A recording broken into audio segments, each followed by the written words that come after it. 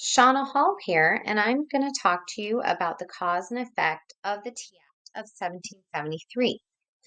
So, there are many pieces and events that had to take place in order for the American patriots to be successful fighting the greatest army and navy in the world. So, starting with small incremental changes, Parliament would gradually expect more out of their colony across the sea. While conducting my research, the proverbial straw that broke the camel's back was the writing and approving by the Second Continental Congress of the Declaration on July 4th, 1776. However, my question, which led me to the theme of my project, what were some of the other straws or events before the camel broke his back? The conclusion I made is realizing the significance of tea in the everyday lives of the British and Americans. So I have some goals here, two goals. I wanted to evaluate the significance of the Tea Act of 1773, which caused a ripple effect of events such as the Boston Tea Party, the Coercive Acts, and declaring independence from Great Britain. I also wanted to examine how this relates to a biblical worldview. So I first want to talk about the background information. So with the French and Indian War, before the war, the British Crown and Parliament had very little impact on the American colonists' day-to-day lives. The colonists were allowed to have their own town meetings. They could even hold elections for city council in those small town meetings, and they could even pass their own taxes if they wished. Parliament was not involved. Nick Bunker, in his book, he says, for in the first half of the 18th century, control from London was usually quite loose. Then you had the French and Indian War, and the British won. King George III now needed new revenue to pay for the war, and he thought the colonists should do that. And so one of the first ones to come out of that dealt with tea was the Townshend Act of 1767. And the tax was on items such as paper, glass, and tea. Then the problem arose was the Boston Massacre, March 5th, 1770. Lord North, along with other men in the British Parliament, thought, hey, let's do away with the Townshend Act, but keep the tax on tea. So a few key players here so far is Lord Frederick North, a British Prime Minister from 1770 to 1782. When Lord North did away with most of the Townshend duties, but left the tax on tea in place, he merely postponed another great collision with the colonies. And that was a quote from Bunker's book as well. Then you had English King George III. He reigned from 1760 to 1820. Even though he did not support independence for the colonies in America, he did not create these taxes. These were led and pushed through by Lord North.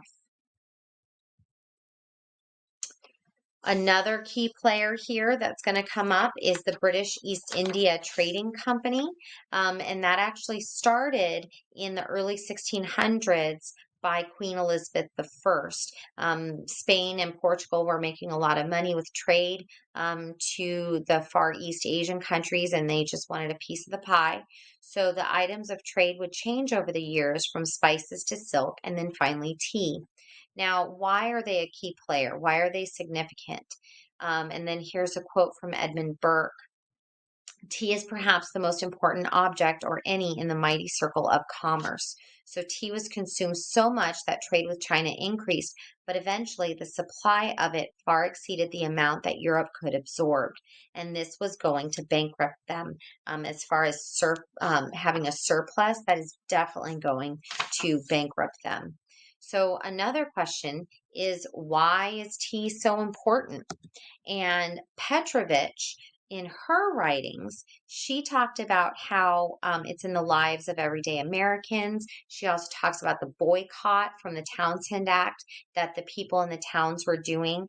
And the colonists considered tea such an important part of their lives that some of them wanted to go to great lengths to try to cultivate it at home so they could continue to drink it and still abide by the boycott.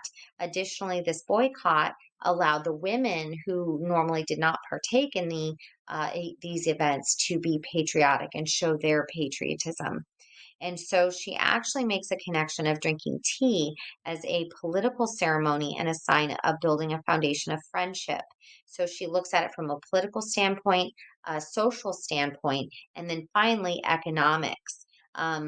That placing of buying, it says the economic piece of buying and selling tea, because the new tax, whether it was from the Townshend Act or the Tea Act, would hurt the merchant middle class Americans. So the Tea Act of 1773 comes along and taxes tea. And there's one author, David Amerman, and he writes Tea Crisis and Its Consequences through 1775. And there's three pieces in his writing that I found interesting.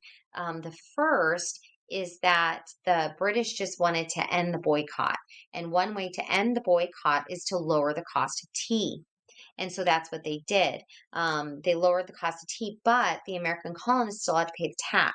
The British people didn't have to pay the tax. So the British merchants who exported the tea from England to the colonies were refunded the original tax. So yes, the price is lower, but there's a tax on it. But if you're in London, you get the lower price, but you don't have to pay the tax.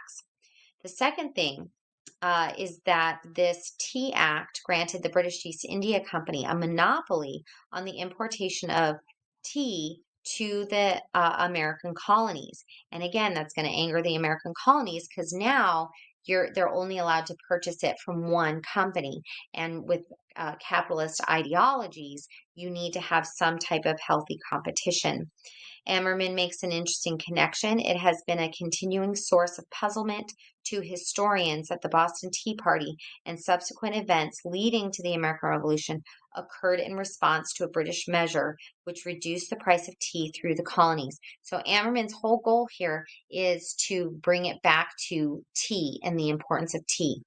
Now, Jeremy Black writes a book review over the defiance of the Patriots, and he claims that the taxation of tea was scarcely new, having been included in the very first Excise Act of 1660, but the tea duty symbolized Parliament's right to tax. So, in his view, it had nothing to do with tea. It could have been anything about taxes, and the American colonists would have been angry about it. So, his view is a little bit different. So as a direct result of the Tea Act, now you have one of the major U.S. history events, the Boston Tea Party, where a group of patriots boarded the British tea ships and threw all the tea into the Boston harbor on December 16, 1773. Three British ships, the Dartmouth, the Eleanor, and the Beaver, the Dartmouth arrived first, were in the Boston harbor, and men boarded the ships and threw over 340 chests of British East India Company tea, destroying them. According to the Digital Public Library of America, the tea is valued at approximately $1.7 million in today's currency. Remember that number because I'm going to try to compare it to what current events we have going on. And as you can see in this oil canvas painting, the men were dressed as Native Americans. Now, George Hughes partook in the protest, and he stated, this is a primary source document, in about 3 hours from the time we went on board, we had thus broken and thrown overboard every tea chest to be found in the ship, while those in the other ships were disposing of the tea in the same way at the same time. Back to Amerman. Amerman said many colonists believed that the Bostonians had taken events to the extreme. George Washington and Benjamin Franklin were among those prominent Americans who expressed reservations about the events on December 16th. So again, it shouldn't be about the tea. So Boston Tea Party had a few key players themselves. John Hancock, he was the money behind it. He was very wealthy. He was the leader of Boston. Now here, this viewpoint is of Ann Becker's review of the American Tempest. John Hancock, he used his own money to support the cause, but according to Ann Becker, she wanted to know why. And her conclusion was he was protecting his own financial interests, not actually caring about the cause themselves. Then you had Samuel Adams, known to get riled easily. And so, according to Becker, his personal shortcomings belied his ability to organize and motivate others. So he was older than John Hancock. He did see, he witnessed the Boston Massacre. He witnessed all these acts being passed even before all this.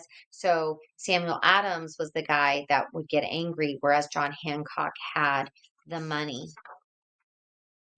So there's two perspectives as far as primary source documents go. The first one on the Boston Tea Party is John Adams and his personal diary entry on December 17th, 1773. He starts off writing about his admiration to the people, and he said, "This is the most magnificent movement of all," complimenting them. But then he goes on to say, "The question is whether the destruction of this tea was necessary." So maybe he doesn't in the end likes the idea but doesn't support how they did it. Now another one is an impartial observer, and this is from the Boston Gazette, published December 20th, so a few days later. And the eyewitness didn't want people to know his name. He wasn't from Boston, so he just signed impartial observer. And what he says, that he cannot comprehend the reason for these men destroying all this tea. And he goes on to say, "I cannot but express my admiration of the conduct of this people." So he seems to show respect to these men for standing up to the British crown. So now you have the coercive acts, because of the Boston Tea Party. The British has the coercive acts. And so, as a direct result of the Boston Tea Party, the British Parliament passed the coercive acts in 1774. These acts were so bad, the colonists called them the Intolerable Acts. There were four main parts of here that I'm going to discuss. The first one was the Boston Port Act, and that closed Boston Harbor. The Boston people can't get supplies in or out. It also made them pay back the amount of tea, that 1.7 million. Well, it wasn't that back in the day. That's current day, $1.7 million. The second one was the Massachusetts Government Act. No more local elections to town councils. All will be appointed by acting governor, and that acting governor was General Thomas Gage. And that hurt democracy because before they could have their own little town meetings and even elect their own town councilmen, and now they cannot. The third part is the Administration of Justice Act, the power to choose all local judges and appoint jurors of their picking, and the governor could relocate trials as well. So if a British soldier hurts an American colonist, the governor says, "Hey, he deserves a fair trial," so he could even ship them back to Great Britain for trial. So the American colonists were outraged with that one as well. And then you had the Quartering Act. And I'm going to read to you the Quartering Act. It says, "Soldiers within any town, township, city, district, or place within the Majesty's dominion in North America," so notice it says specifically in North America, "to put and quarter such officers and soldiers therein for such time as he shall think proper." So now the Quartering Act, if you see in the picture, the British came over, the soldiers came over in large amounts, and the American colonists had to house them. And so there was, with the Quartering Act, there were a problem that was arising. And that problem was, before now, everything was in Massachusetts. But now you see all of the American colonies having to now house these British soldiers. So this was a big mistake by Lord North, because all colonies would be affected by this act, not only the people of Massachusetts. So, and then a quote here, "North made another serious mistake. Until now, none of his new laws had affected any colony other than Massachusetts. Lord North would unite the colonies in resistance to Great Britain." So the next piece is the creation of the Declaration of Independence. So perhaps this is from Ammerman, whose focus was the tea crisis. And he says, perhaps the major miscalculation of the North Ministry in adopting these measures was the assumed isolation of Massachusetts Bay. In 1774, because of the Intolerable Acts, leaders from every colony is now uniting and in Philadelphia. And this is the First Continental Congress. Now, they had struggles. They were mostly all talk, no action. And so, due to the battles of Lexington and Concord in April of 1775, the Second Continental Congress was created and met in Philadelphia to take action. And the first thing they did might have definitely settled American history from there on out, was to appoint George Washington to lead the Continental Army. And then George Washington would go on and lead the signing and the creation of the U.S. Constitution later on and become our first president. So this was the very big start. The second thing that the Second Continental Congress did was write an olive branch petition to the King of England saying, hey, we don't want war. Can we just talk it out? King said no, which brings the third thing. In June of 1776, Thomas Jefferson, along with other founding fathers like Benjamin Franklin and John Adams, would draft the Declaration of Independence. Then, between July 2nd and July 4th, Congress argued and really nitpicked every single part of the Declaration of Independence. Then finally, on July 4th, Congress voted again, this time to approve the wording of the Declaration of Independence. Now, there's a list of 27 grievances in the Declaration of Independence. I'm only going to read you 4 because those 4 align with the theme of my project. So the first one, quartering large bodies of armed troops among us. So that was the Quartering Act, for protecting them by a mock trial from punishment for any murders which they should commit in the inhabitants of these states. So the justice system is skewed. For cutting off our trade, so the Boston port being closed, and then for imposing taxes on us without consent. And that one is the Tea Act. So was there a correlation between the Act of 1773 and America gaining our independence? At the end of my research, I can conclude that the Tea Act of 1773 was significant because it led to the Boston Tea Party, which then led to the Coercive Act and eventually the colonists declaring their independence. And I'm going to do another quote from Bunker. How bizarre it may seem that tea could cause a revolution. Now, one of my other pieces in my research that I found very interesting was a connection from the past to the present, to what we see here in America in the last, 10, 15 years.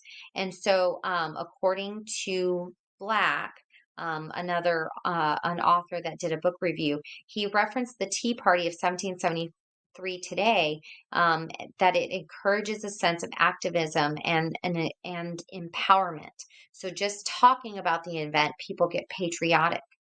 Are we seeing the same type of government programs or patriotic movements today as we did in 1773? Is the British Parliament's Tea Act of 1773, where they saved the British East India Trading Company from bankruptcy, the same as the U.S. government bailing out General Motors and Chrysler companies in 2008? Another one is, if this is a protest and we support America protesting against the British tyranny, what about the events on January 6, 2021? Rioters at the Capitol building in Washington, D.C. Is that the same, gets the same emotion? Now, according to the U.S. Department of Justice, the attack caused approximately $1.5 million worth of damage to the U.S. Capitol building. So it amounts the same. This is $1.5 million. The Boston Tea Party, if it were to happen today, is $1.7 million. So in the end, victors will determine who get to be the patriots in the story and who get to be the traitors. An example of that is Benedict Arnold. So maybe today, using the word patriot too loosely, causing the meaning to be lost. patriot should be used, the term patriot and the idea of patriotism should be used in the future on these events as history dictates those for who truly deserve it. Now, in the end, I found it interesting of the biblical worldview here and how we live our lives and applying the teachings of Jesus would give us that biblical worldview. So, according to the gospel, our purpose is to make disciples of all nations. And I'm going to quote Matthew 28:19. Therefore, go and make disciples of all nations, baptizing them in the name of the Father and the Son and the Holy Spirit. The founding fathers knew the importance of faith and religion, which is why they made sure to add the First Amendment in the Bill of Rights. Even though many of these battles and the future of America was unknown, many of their writings and meetings, they would open up in prayer even, kept going back to the significance of a relationship with God. We need to remember the bigger picture here, and this is in the book of Luke. What good is it for someone to gain the whole world and yet lose or forfeit their very self? So throughout the revolution, the patriots stayed true to their values, stayed true to their democratic principles, and because of their faith in God,